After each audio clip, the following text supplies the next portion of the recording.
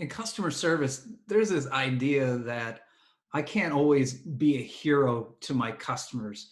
Some days I could barely just get through the transaction and help them a little bit, but there aren't those moments very often when I can go above and beyond and be a hero. I hear a lot of people say that, and I think we're missing a pretty big opportunity if you feel that way. So I've invited Adam Toporek to chat with us about his book, Be Your Customer's Hero. And I think he's got a perspective on heroism, if you will, that's a little bit different. So, Adam, let's start with what exactly is a customer hero? I imagine it's not necessarily someone with a cape who leaps over buildings in a single bound, is it? It is. No, and that's the thing about a customer hero is different, Jeff. It's not, and thank you so much for having me. You're my hero. You've had me on your show here. But a hero is absolutely, when you think about what a hero is, when we take it out of that context of, Marvel Universe and DC, and we talk about those everyday heroes, who are they? They are people that are there when we need them. And that's the same thing in customer service. A customer hero is somebody who's there when you need them. And that's really easy to say. It's a lot different to execute. How do we be there when our customers need them? What does that need look like? And that's where we get into, understanding customer experience and customer service. But yet, forget all the grand ideas and heroics and, jumping over tall buildings. It's just about being there for somebody. So when you wrote the book, and by the way, we're going to talk a little bit more about this. I'm a huge fan. I'm covering up the important part. The guy with the superhero with the cape. I know you chose that imagery a little bit. I imagine this is a question you get a lot. Is that a roadblock for a lot of people, this mindset that I don't have the ability to go, wow, every single time? Well, I'm going to give a little behind the scenes of the publishing world, because this was a traditionally published book. I chose that cover because I had two choices, and that was it. Now, when you're John Grisham, you have a few more choices on your cover, but that was it. But no, it is, it's not really a roadblock because, I think they hear the name and they're intrigued, and everybody wants to be a hero, right? Everybody wants to be there. So once they hear like what I just said, that, hey, it's about supporting people and it's about being there when they need them, it's not really a roadblock. The roadblock is what we teach in customer service and what we teach when we discuss customer experience is, okay, how do we do that? How do we do that when we don't have enough staff, when we don't have enough budget, when we don't have enough time? How do we do that when the customer is already upset and is yelling at us? Right? The question is not, the theory is not the problem. The execution is the challenge. I want to unpack that a little bit because I imagine there's kind of two or maybe three situations. There's the ultimate hero moment where you save the day, like that time when I was in the airport in Atlanta and I left my iPad in a restaurant because I'm not smart. And the server literally is running through the terminal after me. I turn around and she's handing my iPad. Oh, man. Like, that's a hero moment, right? But you can't wait for a dumb customer like me every day. Right, no. So I imagine there's those, you have to be ready. But then there's also moments that are just business as usual. And then there's some challenges. And I want to come to the challenges in a moment. But in those business as usual, it's just a routine interaction. What does being a customer hero look like in those kind of more routine customer interactions? Well, let's hypothesize. I don't know what happened prior to you leaving your iPad, but let's go back to the restaurant 5 minutes earlier or 20 minutes earlier when you sat down and you said, hey, I've got a tight turnaround. Can you help me with can you make sure my meal's out on time? I have to be out of here in 20 minutes. So the hero is, oh, yeah, sure. Right. The hero is the waiter or waitress who actually takes note of that, speeds up your order, makes sure they expedite it with the kitchen, checks in with you multiple times, and then proactively brings you the check at the same time they bring you the food to make sure that you're ahead of the curve and says, hey, I'll be back in a minute. That would be a hero, that sort of everyday moment hero, right? You need something, you need a little bit of extra service, you need a little bit of extra attention, and they proactively give it to you. And that's different than the iPad, like, oh my God, nightmare scenario. I left my iPad. Not only did I leave my iPad, I left it on. and logged in. Even better, right? So that, you can see, just going back in time, so to speak, that would be like how that everyday hero moment is, that proactive attention. And there's the difference between proactive and reactive, right? We always look at that when we're talking about customer service. And to be a hero, you're really executing on both fronts. So I think people might intuitively understand proactive versus reactive, but can you elaborate on that a little bit? Like, what is the difference in a service context? Okay, so we'll take that example, then I'll expand it a little bit. So we take, in that example, it wasn't just going like, okay, yeah, and keeping an eye on it. It was bringing the check early, actually talking to the kitchen, or putting, I'm sure at the airport they have like a whole system for like people who are in a rush and put it in the notes, I would like to assume, at most restaurants, right? Whatever it is, taking that proactive action. Proactive was running after you. So now proactive, that's in a very discrete sort of moment in time customer service interaction. But there's the deeper proactivity of customer experience, which is reaching out to customers ahead of time, anticipating need. Forward resolving is a form of proactive. So forward resolving, if you're not familiar with the term, well, I know you are, Jeff, but if people listening aren't familiar with the term, forward resolving is this idea that if you call in and you have a problem and we solve that problem, but we know that 40% of the people who have this problem also have this other problem. So, sir, you know what? I know people that have this challenge often have this other challenge. If you wouldn't mind taking a few extra minutes, I'd like to just go over your system with you and make sure that we get that resolved, right? That's forward resolving. That's an example of proactive, if you want to be hero, but proactive service, right? Reactive, of course, is just what it sounds like. Something happens, we react. And with reactivity, the real issue is intensity, right? There's reacting to just ordinary things. Oh, hey, you didn't give me my receipt. Print. Here's your receipt. There's, oh, your driver, hit my car, right? Oh, okay. We're gonna have a little bit of a longer discussion. So I think one of the from what I'm hearing you describing is almost one of the inherent limitations is proactive is good. So as an example, we'll talk about iPads, because I like to leave my iPad in different places, not on purpose, but again, I'm not always smart. Just for fun. Just for fun. And so on the airplane, if I got you, when the airplane's pulling up to the gate at the end of the trip and they're saying, please check around your seat for any items that you may have brought with you. And I'm like, check for my iPad. That's proactive. But I probably don't have this big sigh of relief, like, thanks, airline. But the reactive would be, hey, I'm in the terminal now, and I realize I just left my iPad on the plane. It happened. And right. the gracious Alaska Airlines guest service agent was able to run behind the scenes, get on the radio, and retrieve the iPad in about 15 minutes, which, if you understand airports, is a miracle. Yes, 100%. So I remember the reactive service, because that happened once, and I was like pit of despair to, I can't believe I got it so fast. I don't remember the proactive, but I think what you're saying is the proactive, that might happen more often. That's easier to do. And even if your customers don't remember it, they'll certainly remember it if you failed to deliver or something bad happened because they didn't do it. Did I get that right? I would tweak it a little bit. I would approach it slightly differently. First of all, I don't think the difference you experience is that much about proactive versus reactive, as much as low intensity versus high intensity. Gotcha. Now, we talk about the peak end rule and this idea that your peak emotion is going to define your customer experience. Now, when you're sitting there, you're hearing another plane announcement for the 5,000th time in your life while you were thinking about 50 other things, looking at your phone, whatever. I don't, did the proactive even register? Was it even consciously, absorbed by you? In the other state, you were panicked. I assume I would have been. Your adrenaline was going. You were certainly at a peak emotion. You're like, my iPad is on this plane. I got to go. Right? All these things are happening, and somebody was there to support you and be your hero. But the difference is that intensity is what marks the difference, because you could have something proactive too, which is if you had a sick relative and a doctor proactively helped you out, right? But that would be emotionally resonant.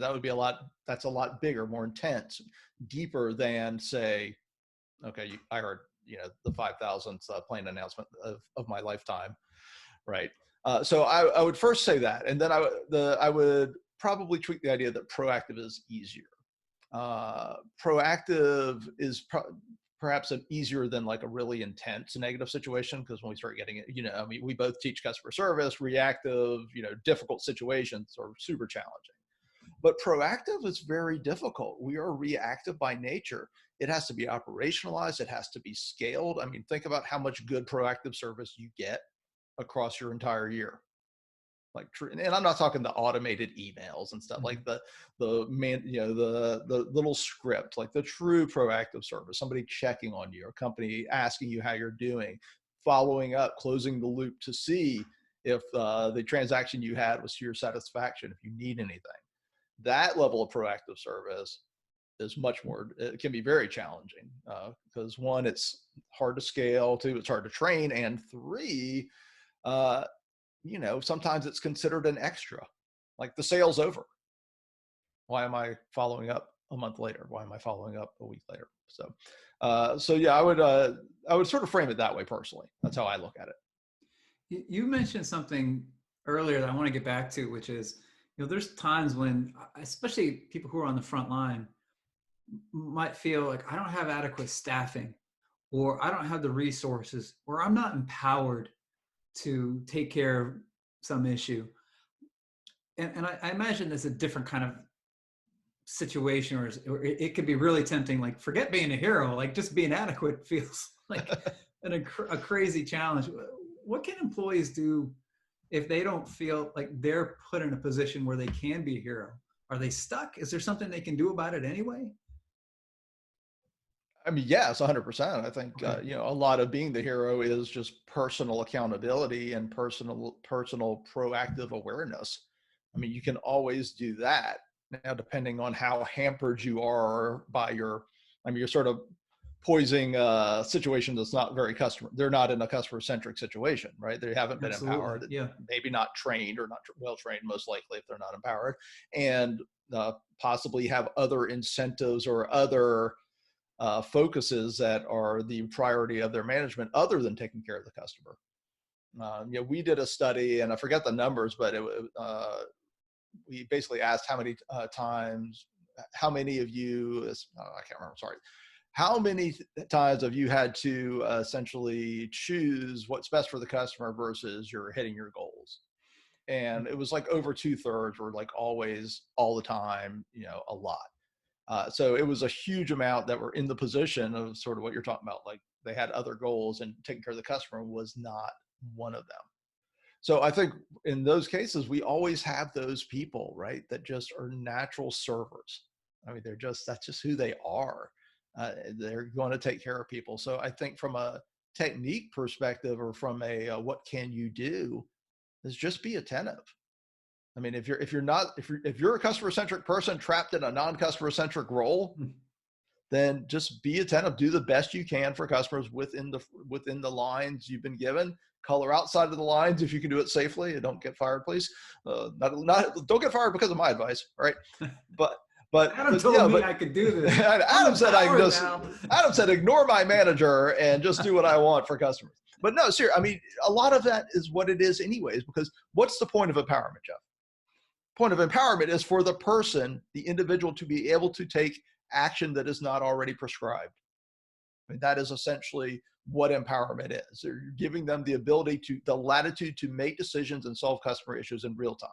So do it as much as you can up to the level of your empowerment. That would be my advice. So it's interesting. Your definition of empowerment, I think, is a very traditional one.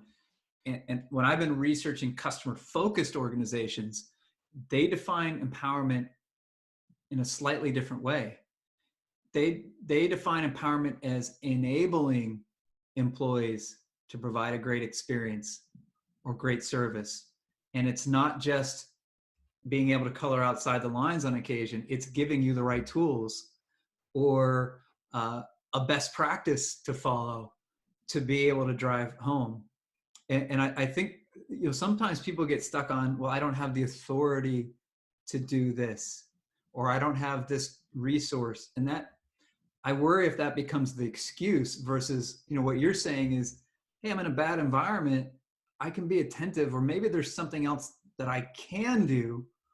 And I don't know if you've seen this, I've often found that it's a combination of employees have been limited, they're not empowered, and then they accept that a poor result is a foregone conclusion, and so they stop trying. So both kind of add up, where there often is something an employee can do, even if they're not fully empowered. Well, yeah, I mean, so, well, two things. I'm going to talk about the first thing you said. Yeah, So yeah. the enabling idea, yeah, I'm not sure that I don't know if I said what I said inaccurately, but that's pretty much what I mean, there's sort of two ways. There's one, there's giving them the hard, fast lane that they can go. So there's what's called, if you look at the literature, there's what's called horizontal empowerment, vertical empowerment. Okay, then you can expand in any way, and that's sort of enabling them to do more. But then, and this gets to the point you were just making, if you look at the academic literature, there's a difference between actual empowerment, which is what we were just discussing, that's the vertical and the horizontal, and psychological empowerment. Do they feel empowered? Are they willing to use it? Have they been pushed down for so many years and told, hey, don't do that, don't do that, don't do that. Here's fill out this form and you can give the $5 refund, right? Oh, now you're empowered, go, right? It doesn't work that way. So when we teach empowerment, we talk a lot about the psychological empowerment, particularly if you're coming from a culture where you didn't have empowerment before. So if you combine all of those things, you're sort of creating the enabling, right? Which is you're giving them more latitude, maybe more at the same level, or you're increasing. They don't need a supervised approval for X. That's the vertical empowerment. And you're making sure they are psychologically empowered, because if you're truly customer centric, your motto is, with some sort of obvious guide rails, like don't get us sued, don't hurt anyone, take care of the customer, right? I mean, that's it. Take care of the customer. We're not going to eat your lunch for it. We'll coach you if we think you went a little too far out of the lines and into the gray, but act for the customer first, and then we'll talk about it afterwards.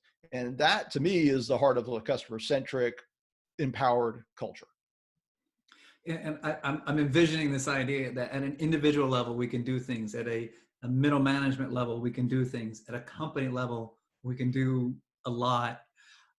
I want to ask you, because I want to make sure I think we have time maybe just for one more question. What is one thing that you see is an easy opportunity for people to be a customer hero, or a more consistently be a customer hero? Is there like one specific thing that you've seen over and over again? I wish they would just do this. It would take it up a notch. At the leadership level or at the frontline level? I'd say at the frontline level, something anybody can implement. Yeah, to me, I think, well, it won't apply to everybody, because if you're in retail, it may not necessarily apply. But closing the loop is one of the most powerful things that you can do in customer service. And closing the loop refers to, after you resolve an issue or have an interaction, that you're circling back after. And there's a few layers to why this is powerful. When you close the loop, you're not only making sure the operational issue is resolved, right? We talked a little bit about customer emotion. You're also making sure they are emotionally resolved. You're giving another bite at the apple, because often what will happen is you solve the challenge, right? You resolve the issue, but when you call back or you reach back out, they're like, yeah, fine, you fixed it for me, but you know what? I had to talk to 3 different people. You suck. And you get another attempt to emotionally resolve. And that's the one thing when we have a 3S service process. And the first part of that process is soothe the psyche, right? It's to solve the emotional state, because that, as we know, is what matters most. So closing the loop is the one thing. If you can, if you're not doing it and you're in an industry or an environment where it's possible, it is incredibly powerful. I think that's, Adam, more people probably need to talk about that tip, that the emotions are more important than whatever that rational need is. If you can make people feel better, you'll have done a better job. One of the things that I want to come back to the book, you wrote, I think it's in the very beginning of the book. I know you've shared this with me, but I think this is in the book. You wrote this book because you wanted to have something to give to anyone in customer service that says, here's how to do it. And I think you really accomplished that. If people want to find the book, or they want to find you, how do they do that? Well, first of all, thank you, Jeff. Thank you for having me. Thank you for the kind words. You can absolutely find me. Our main website, our home is customersthatstick.com. I'm also all over the interwebs. You can find Be Your Customer's Hero on Amazon or at beyourcustomershero.com. And love to connect with people socially, and we got all kinds of great content for you. Awesome. Adam, thanks so much. I really appreciate your wisdom. And you've been a hero to me today. So thank you for that as well. Well, likewise, Jeff. Thank you.